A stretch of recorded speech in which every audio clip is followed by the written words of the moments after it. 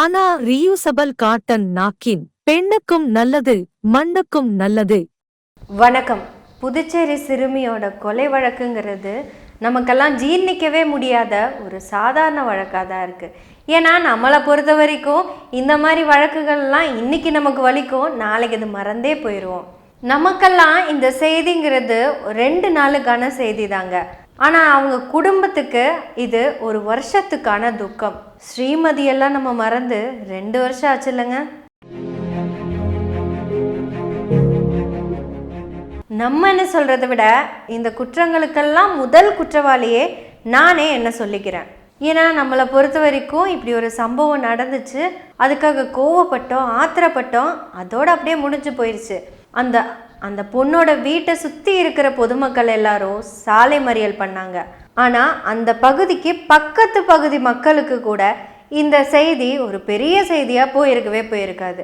நாம் இந்த விஷயத்தை கேட்டு கோவப்பட்டு ஆதங்கப்படுறோம். உடனே நம்ம வாயிலிருந்து என்ன வரும்? குற்றவாளிகளுக்கு கடுமையான தண்டனை கொடுங்க அப்படின்னு சொல்லுவோம். இது அரபு நாடு மாதிரி இல்லை, அந்த நாடு மாதிரி இல்லை, இந்த நாடு மாதிரி இல்லைன்னு நம்ம சொல்லுவோம். ஆனால் யோசிச்சு பாருங்களேன், அரபு நாடுகளில் வருஷத்துக்கு அட்லீஸ்ட் ஒரு 10 பேர் இந்த மாதிரி தண்டனைக்காக தூக்கில் போட்டுக்கிட்டே தான் இருக்காங்க. நடுரோட்டில் வச்சு தான் தலையை வெட்டுறாங்க. அப்போது இப்படி தூக்கில் போட்டும் கழுத்தை வெட்டியும் கொல்லும்போது இந்த குற்றங்களெல்லாம் கம்மியாயிருக்கணும்ல? இல்லையே, வருஷம் அது வந்துக்கிட்டே தானே இருக்குது.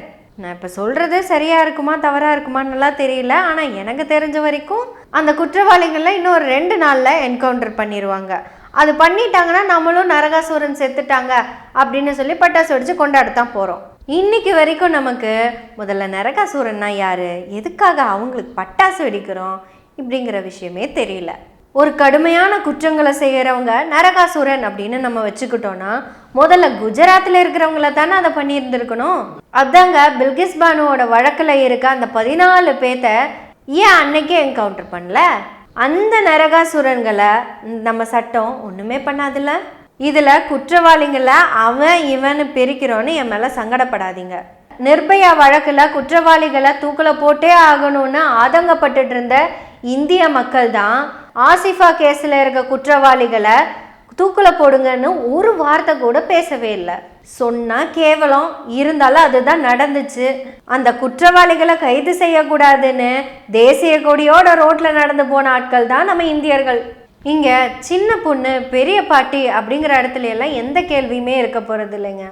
ஒரு பெண்ணை எந்த ஆண் பார்த்தாலும் காம இச்சையோட தான் பார்க்கணுமா? ஒரு பொண்ணை தன்னோட இஷ்டத்துக்கு என்ன வேணா பண்ணலான்னு யாரை சொல்லி கொடுத்தது, எது சொல்லி கொடுத்தது, ஏன் இப்படியெல்லாம் நடக்குது? எந்த ஆணுக்குமே பெண்ணை சக மனுஷியாக பார்க்கணும் அப்படிங்கிற எண்ணம் ஏன் வரவே மாட்டேங்குது?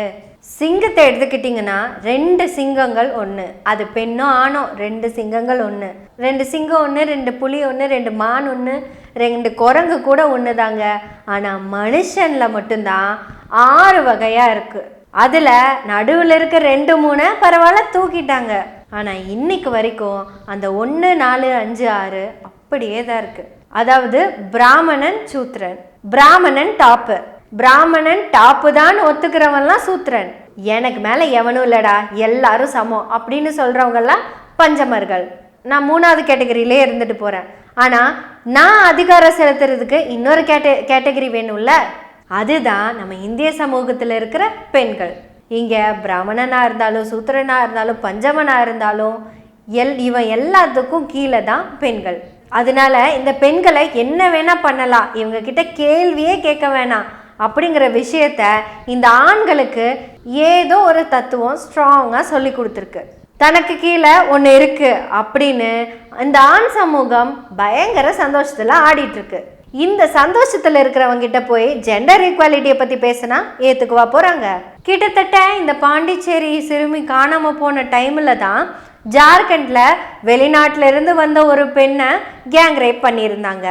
இப்போது ரீசெண்டாக ரொம்ப தெளிவாக அந்த ஹஸ்பண்ட் அண்ட் ஒய்ஃபும் ஒரு ஸ்டேட்மெண்ட்டை கொடுத்துருக்காங்க. என்ன சொன்னாங்கன்னா, காவல்துறை இதுக்கு என்ன நடவடிக்கை எடுத்துகிட்டு இருக்கு, இப்போ 3 பேர்த்த அரெஸ்ட் பண்ணிட்டாங்க, இன்னும் 4 பேர்த்த தேடிட்டு இருக்காங்க, கண்டிப்பாக அரெஸ்ட் பண்ணிடுவாங்க, இது ஒரு இன்சிடெண்ட்டு தான், இது நடந்திருக்கக்கூடாது அப்படின்னு சொல்லிட்டாங்க. ஒருவேளை இந்த இந்திய ஆண்களுக்கு சொல்லப்பட்ட கதைகள் தான் இதுக்கெல்லாம் காரணமாக இருக்கும்னு நினைக்கிறேங்க. ஏன்னா பாஞ்சாலியை 5 பேர் கல்யாணம் பண்ணுறதுக்கு அந்த பாஞ்சாலி கிட்ட பர்மிஷன் கேட்கவும் அவசியம் இல்லை, அவளோட சாரியை அவுக்கிறதுக்கு கூட அவகிட்ட பர்மிஷன் கேட்கணும் அவசியம் இல்லைங்கிற அந்த கதையில் ஆரம்பித்து, நலாயினியாவே இருந்தாலும் தன்னோட ஹஸ்பண்ட் ஆசைப்பட்டா அவனை கூடையில் வச்சு ஆசைப்பட்ட இடத்துக்கு கூட்டிட்டு போகணுங்கிற அந்த கதையாகட்டும், புருஷனை எமங்கெம கூட்டிட்டு போனா அவங்கிட்ட சண்டை போட்டு கூட்டிட்டு வந்த இந்த உமனை தான் நமக்கு அடையாளமாக காட்டிட்டு இருக்காங்க. ஏன் கண்ணகி கதை அதுவும் கிட்டத்தட்ட அதே தான். புருஷனை கேள்வியே கேட்டக்கூடாது, ஆனா புருஷனை யாராவது தண்டிச்சா அவன் அரசனாகவே இருந்தாலும் அவன்கிட்ட கேள்வியை கேட்டு மதுரையை எரிச்சிட்டு வந்துடலாம். இந்த கண்ணகி, பாஞ்சாலி, சாவித்ரி, நலாயினி இவங்க எல்லாருமே கடைசி வரைக்கும் ஒரு ஆணுக்கு கட்டுப்பட்டவங்களாவே தான் இருந்திருக்காங்க. ஜெண்டர் ஈக்குவாலிட்டி அப்படிங்கிற வார்த்தையே அந்த காலத்துல இல்லை, திருக்குறள்ல கூட அது இல்லைங்க. ஏன்னா ஈன்ற பொழுதினும் பெருந்துவக்கும் தன் மகனை சான்றோன் என கேட்ட தாயின் தான் இருக்கு. மகள் படிச்சிடவே கூடாதுங்கிறத தான் அங்க தெளிவா எழுதியிருக்காங்க. இப்படி கதைகளாகட்டும் காப்பியங்களாகட்டும் எல்லாத்துலேயுமே பெண்களை ஒரு பண்டமாக தான் வச்சுருக்காங்க. அப்போது இந்த ஆண் சமூகம் இப்படித்தான் நடந்துக்கும். இப்போ இந்த 2 பேர்த்த கொன்னுட்டா நாளைக்கு இந்த மாதிரி எதுவுமே நடக்காது அப்படின்னு ஒரு உறுதி இருந்தால் மட்டும் இன்னைக்கு அவங்க 2 பேர்த்த கொன்றுங்க. இல்லை நான் ஒவ்வொரு நாளும் நாங்கள் கொண்டுக்கிட்டே தான் இருப்போம் அப்படின்னா இந்த சிச்சுவேஷனை மாற்றுறதுக்குள்ள வேலையை நம்ம பார்க்கலாம். நம்ம பொள்ளாச்சி கேஸை எடுத்துக்கோங்களேன். இந்த வீடியோவை பார்த்ததும் அவங்களெல்லாம் கொன்றுங்க அப்படின்னு சொன்ன நம்ம தான் இன்னைக்கு அவன் ஹாயாக கோர்ட்டுக்கு வந்து ஜாலியாக போயிட்டுருக்கிற ஃபோட்டோவை லேசாக கடந்து போயிடுறோம். நம்ம இதுவரையும் கடந்து வந்த எல்லாமே அந்த கதைகள் மேலே தான் நின்றுட்டுருக்கோம். அந்த கதைகள் சொல்லி கொடுத்த மூட நம்பிக்கைகளையும் நம்ம நம்பிக்கையாகவே ஃபாலோ பண்ணிட்டு இருக்கோம். ஆனால் நமக்கு ஒரு நாளும் இந்த அறிவியல் பார்வை வரவே இல்லைங்க. அந்த அறிவியல் மட்டும்தான் எல்லாமே சமம் அப்படிங்கிற விஷயத்த சொல்லித்தருது. அறிவியலில் இருக்க உயிரியலை நம்ம ஒரு நாளும் படிக்கவே இல்லை. ஆனால் நம்மளோட உயிருங்கிறதே நம்மளை பொறுத்த வரைக்கும் கடவுள் போட்ட பிச்சை தான். அந்த கடவுளே சொல்லிட்டாரு பெண்களை நீ எப்படி வேணா யூஸ் பண்ணிக்கலான்னு. அதனால தான் இந்த மக்கள் எல்லாரும் எந்த கொலை பண்ணாலும் போய் சாமிக்கிட்ட போய் மன்னிப்பு கேட்டு வந்துடுறாங்க. ஆனால் இதை எல்லாத்தையும் நம்ம எப்போ மாற்ற போகிறோம், எப்படி மாற்ற போகிறோம் அப்படிங்கிறத பற்றி எனக்கு தெரியல, அந்த அளவுக்கு எனக்கு அறிவு இல்லை. ஆனால் மாற்றணும். இதுக்கு கல்வி அறிவும் சுய ஒழுக்கமும் சுய சிந்தனையும் கண்டிப்பாக வேணும்.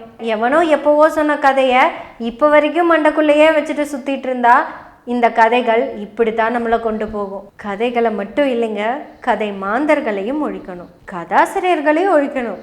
அந்த கதைகளை கேட்டு வளர்ந்த பார்வையாளர்களையும் இந்த இடத்துல இருந்து ஒழிச்சே ஆகணும். மொத்தமாக சொல்லணும்னா இந்திய மாந்தர்களை புதிதாக பிறக்க வைக்க வேண்டும். அதாவது அறிவோடு அவங்கள வளர்த்தெடுக்க வேலையை நம்ம செய்யணும். இந்த அறிவியல் கல்வியை இந்தியாவில் எல்லா மூலை முடுக்குகளுக்கும் கொண்டு சேர்க்கணும்.